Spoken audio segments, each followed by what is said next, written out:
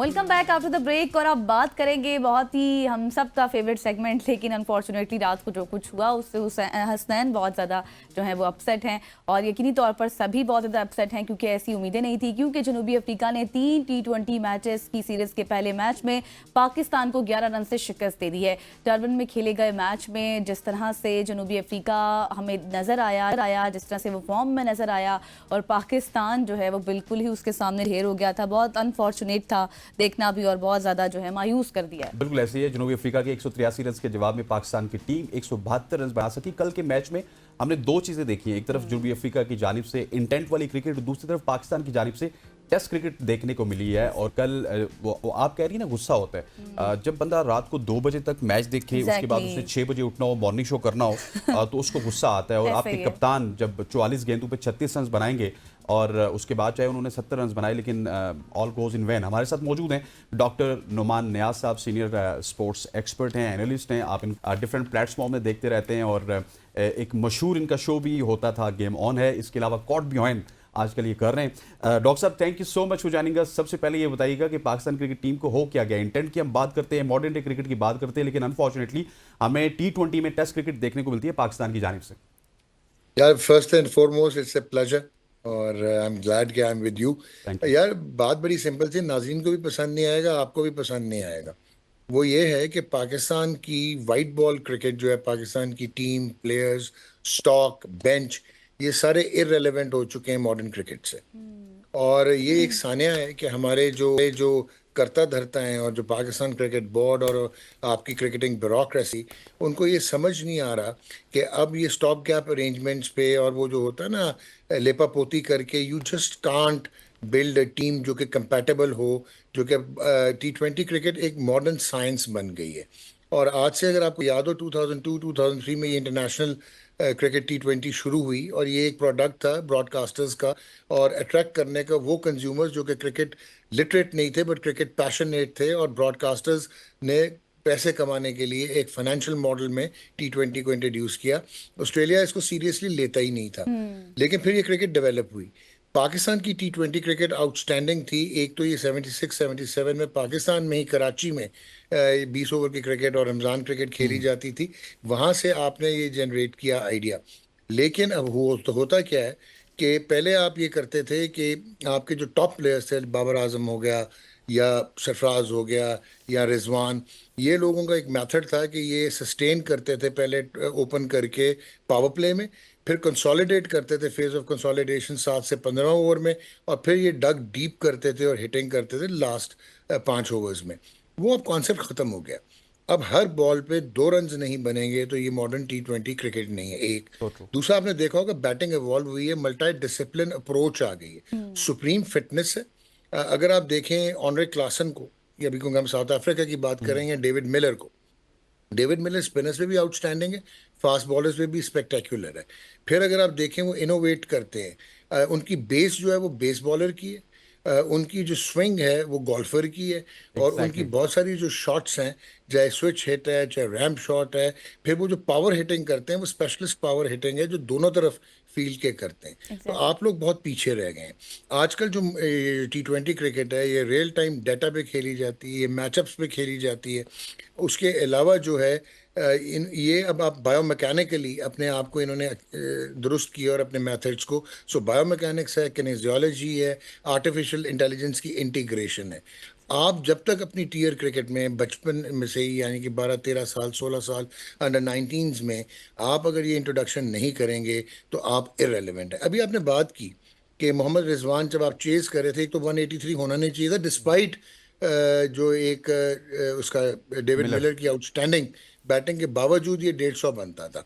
सुफियान मुकीम को last over कराना, 3 छक्के खाना, उसके बाद बॉलिंग चेंजेस आपकी, फिर बैटिंग में जब आप आते हो, बाबर आजम, मैं अब भी कहता हूँ कि ऑन द राइट साइड है, लेफ्ट पे ये सारे आते हैं, राइट पे वो है, वो एक जनरेशनल टैलेंट है, लेकिन अब वो आउटडेटेड होता जा रहा है, मिसफिट होता जा रहा है।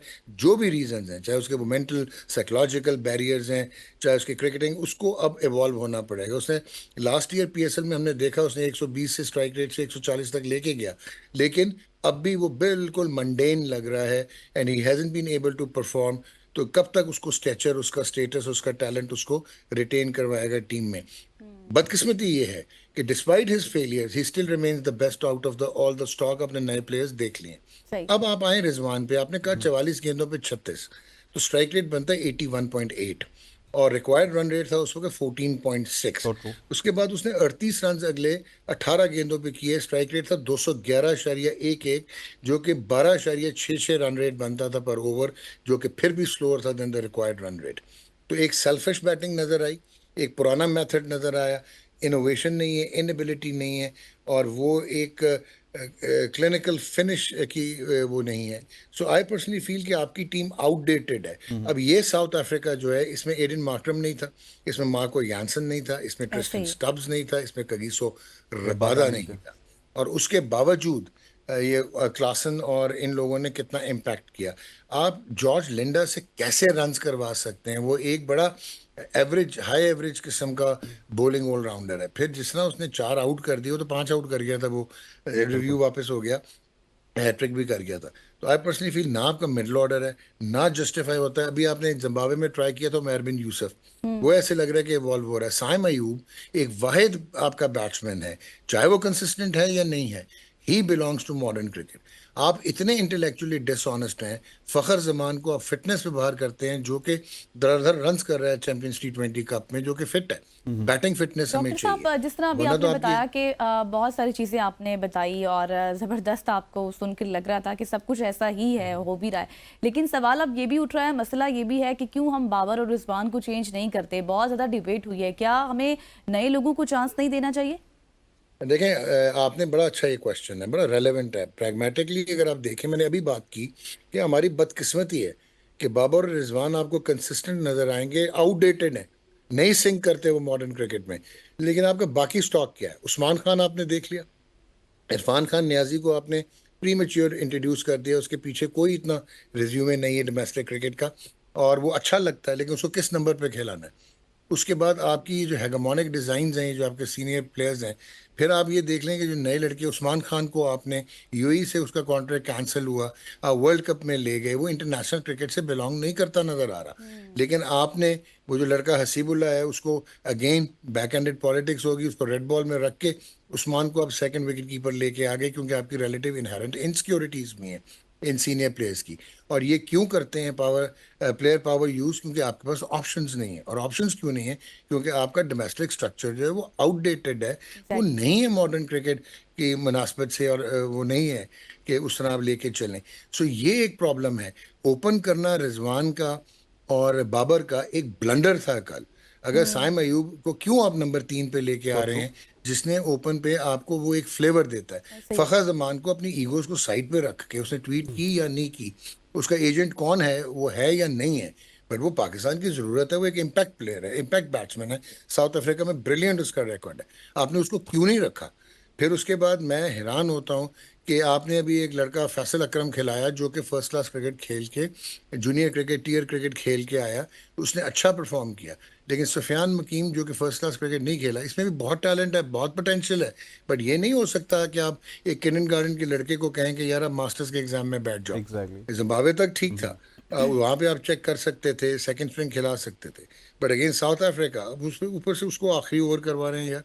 Then you should also know कि रेपुटेशन पे शहनशाह अफरीदी है। हालांकि अब अच्छा, अब ये भी बात आप करें, वो प्रॉपरली रिहेबिलिटेट नहीं हुए, वो आधे हो गए हैं 50% ऑफ व्हाट ही इज, जो उसका पोटेंशियल है। स्टिल उसका रिकॉर्ड अगर आप देखेंगे तो इन सबसे बेहतर है इन वाइट बॉल क्रिकेट। उस बेसिस पे वो वापस आ जाता है। क्या वो इम्पैक्ट क्रिएट कर रहा है? कल वो जिस तरह आउट हुए हैं वेंडरसन, वो तो एक पहले ओवर में वो बहुत ही लंबा खेल गया, और वो that was not the shot, वो ड्रैग ऑन हो गया। अदरवाइज इब्रार को आप, इब्रार हैज़ दैट एबिलिटी कि वो वाकई आप मैजिकल बॉलर आपको लगेगा, मिस्ट्री बॉलर। उसको आप नया गेंद यूज़ करवा रहे हैं और कोशिश कर रहे हैं। उसने 2 आउट करके आपको दे दिए थे, लेकिन फिर तीसरे ओवर में उसको भी 3 छक्के लग गए। So I personally feel poor captaincy, inability, lack of skill, lack of strategy, lack of execution and irrelevance। जी। आप irrelevant हैं। आप ना सोचें कि आप बड़ी टीमों से जीत सकते हैं इस स्टॉक और इस एबिलिटी के प्लेयर्स के साथ। अच्छा डॉक्टर साहब, एक पॉइंट ऑफ व्यू ये भी है कि अगर संजू सैमसन की मिसाल ले लें तो वो जब रोहित के साथ या विराट के साथ खेलते थे उस तरह से परफॉर्म नहीं करते थे। अनफॉर्चुनेटली कल उस्मान की मिसाल ले लें, उस्मान तो अभी तक प्रोडक्ट नहीं लग रहा मुझे इंटरनेशनल क्रिकेट का, लेकिन तैयब ताहिर देख लें, साइम अयूब देख लें, मैं ये समझता हूं मेरी क्रिकेटिंग राय के मुताबिक कि वो दूसरे एंड से जो स्टक हुए हुए थे रिजवान, वो इसकी वजह से जल्दी खेल के अपनी विकेट देंगे। सो आपका तो एक एंड स्टक हो जाता है जब रिजवान और बाबर ओपन कर रहे होते हैं, मतलब कि अगर वो ओपन करते हैं या मिडिल ऑर्डर पे आते हैं, उनको ये तो करना चाहिए कि कम से कम स्ट्राइक रोटेट करें। एग्जैक्टली। एब्सोल्युटली, आप बिल्कुल ठीक कह रहे हैं। अच्छा, तैयब ताहिर, इनको हम कहते हैं खोचल प्लेयर्स, ये है जो एग्जैक्टली। डोमेस्टिक क्रिकेट में मैच्योर होके आया हुआ है। Yes, he has the ability, लेकिन यार उनको सही नंबर तो दें। अब कल मुझे नहीं समझ आई कि आप लिंडा अगर स्लो लेफ्ट आर्म ऑर्थोडॉक्स कर रहे हैं, अगर तो आपने साइंस लड़ाई और मैचअप करने की कोशिश की है और इरफान से ऊपर आपने शहीनशाह अफरीदी को भेज दिया है, I am afraid he is not a batsman. वो जितना मर्जी समझता रहे कि मैं छक्के मार लेता हूँ, ये purely left arm fast bowler. आपने तबाही कर दी उसकी इरफान की, और फिर जब इरफान आया उसको उस सिचुएशन में आप क्या एक्सपेक्ट करेंगे जिस वक्त आपने 14 का 14.5 का जो है वो रन रेट बना दिया हुआ है। अपना आप स्ट्राइक रेट देखें तो I totally agree with you कि ये लड़के जो हैं इनको एक आपको आपको राइट नंबर पे खिलाना पड़ेगा और उनको एक पॉजिटिव फ्रेम ऑफ माइंड के साथ उतारना पड़ेगा कि यार go play your natural game, out होते हो कोई बात नहीं, बट एटलीस्ट इंटेंट और आपकी एग्जैक्टली। जो एक वो नजर आना चाहिए कि आप सिंक कर रहे हो and you belong there to international cricket. अच्छा नुमान साहब, जिस तरह से साउथ अफ्रीका की अगर हम बात करें, अफ्रीका बहुत ज़्यादा फॉर्म में नज़र आया और बहुत ज़बरदस्त भी खेला, इवन दो कि उनके मेन प्लेयर्स इस दफ़ा रेस्ट पर हैं, लेकिन अगर ओवरऑल देखा जाए तो बहुत अच्छी परफॉर्मेंस उनकी रही है। कंडीशंस को देखते हुए भी वो काफ़ी स्ट्रेंथ रही है उनकी। देखें, आप बिल्कुल सही कह रही हैं, अगेन मेरी बात को एंडोर्स कर रहे हैं। उनका जो जी। यंगस्टर भी, हालांकि वो ऊपर के जो दो थे, वो ब्रीजे था और हाँ। उनको नहीं समझ आई इब्रार की, वो स्पिनर्स पे थोड़ा वल्नरेबल थे। वो जब डॉक्टर मिलर साहब, आया मैं तो थोड़ा उसने सा फिर आपको कट करने की जसारत करूंगा, सिर्फ एक ऐड करना चाहता हूं कि यही साउथ अफ्रीका है और इससे फुल स्ट्रेंथ टीम थी जिसको इंडिया की बी टीम हरा के आई है अभी हाल ही में।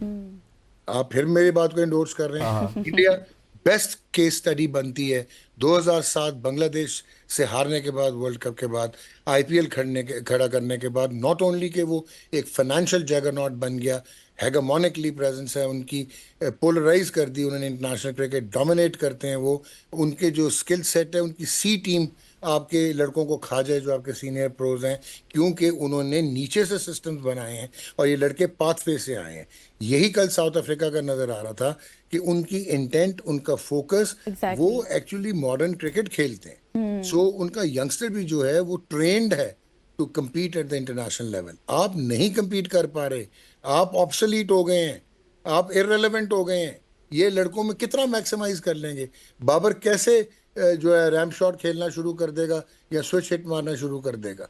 इसके लिए फिटनेस चाहिए, इसके लिए ट्रेनिंग चाहिए, मसल मेमोरी चाहिए, बिल्कुल। रेपिटेटिव परफॉर्मेंसेस चाहिए। अच्छा डॉक्टर जो साहब, आप नीचे से हमारे आएंगे पास कुछ वक्त की कमी है, लेकिन आपकी मौजूदगी को हम मैक्सिमाइज करना चाहते हैं। 2 मिनट हैं।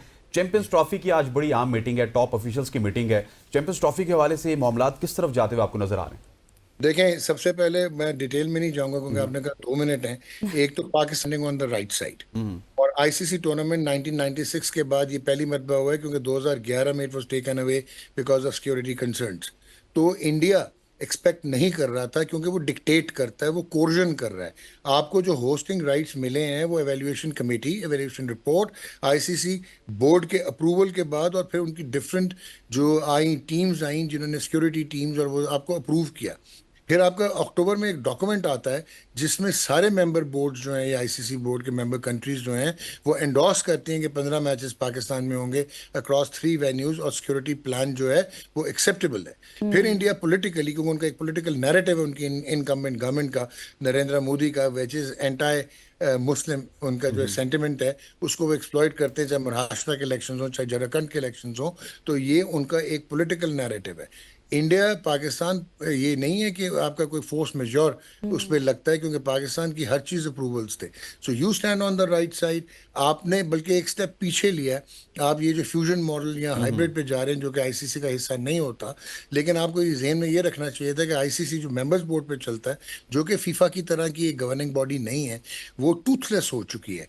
पहले नहीं थी, लेकिन जब से इंडिया का फाइनेंशियल क्लाउड बना है और इंडिया ने डोमिनेट किया है, ये बिल्कुल सबसर्विएंट हो गए। मैं तो इनको इवेंट मैनेजमेंट कंपनी कहता हूँ अब। ये तो गवर्निंग या लेजिस्लेटिव बॉडी रहे ही नहीं, अब तो इनसे इवेंट भी मैनेज नहीं हो रहे। तो आईसीसी को प्रॉब्लम आ रहा है तभी आपकी जो राइटिंग में ना इंडिया ने दिया है ना आईसीसी ने दिया है, क्योंकि अगर ये मिनट हो गया और ये मीटिंग हो गई तो ये आपका एक लीगल डॉक्यूमेंट बन जाएगा। और लीगली Right. पाकिस्तान का फ्रेमवर्क बहुत अच्छा तगड़ा कवर्ड है। दे वर नॉट एक्सपेक्टिंग, क्योंकि इनको आदत थी पुराने मोहसिन नकवी साहब के प्रेडिसेसर्स की, but this time we have taken a stand. एक और चीज़ जाते जाते ही आपको मैं बता दूं कि इतना आसान नहीं है। पाकिस्तान का स्किल सेट ना हो, टीम इररेलेवेंट हो, इंडिया सुपीरियर हो, ब्रॉडकास्टर इंडिया के बगैर ना चल सकता हो, आईसीसी जो है वो इंडिया के अगेंस्ट वो डिसीजन ना ले सके जो उन्होंने 1996 में ऑस्ट्रेलिया, वेस्ट इंडीज़, 2003 में इंग्लैंड, न्यूजीलैंड और 2009 में जिम्बाब्वे के अगेंस्ट लिया, वो ना भी ले सकते हों।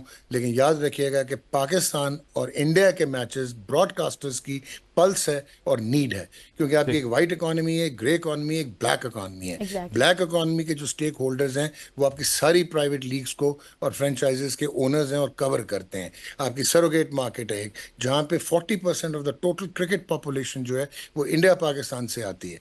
सो at the end of the day ये मानना पड़ेगा इंडिया को, जो भी डेडलॉक है वो फाइनल पे है कि 2026 का जो आईसीसी T20 वर्ल्ड कप है वो न्यूट्रल वेन्यू पे जो पाकिस्तान ने कहा है कि हम खेलेंगे, हम इंडिया नहीं जाएंगे अगर इंडिया पाकिस्तान नहीं आएगा। उनको प्रॉब्लम आ रहा है अगर पाकिस्तान खुदा ना खास्ता फाइनल में पहुंच जाए तो इंडिया को आउटसाइड इंडिया होस्ट करना पड़ेगा फाइनल, जिस पे वो मुतमईन नज़र नहीं आते और ब्रॉडकास्टर्स नज़र नहीं आते। लेकिन rest assured Pakistan stronger wicket पे है, ये फ्यूजन मॉडल एक्सेप्ट होगा और आप थर्ड न्यूट्रल वेन्यू पे जाके इंडिया पाकिस्तान के मैचेस देखेंगे। Thank you so much for joining us. इंशाल्लाह नेक्स्ट टाइम जब भी हम आपको लेंगे तो हम पूरे आधे घंटे के लिए लेंगे तो सेगमेंट हूँ और आपसे इन डिटेल बात करें। It's pleasure talking with you doctor Numan Niyaz हमारे साथ। एग्जैक्टली और बहुत कुछ सीखने को भी मिला है। अब ब्रेक का वक्त आ गया है, ब्रेक के बाद बहुत मज़ेदार सेगमेंट्स होंगे और आपको मिलवाएंगे बहुत ही एक मल्टी अवार्ड याफ्ता लोगों से। तो जी will be right back soon.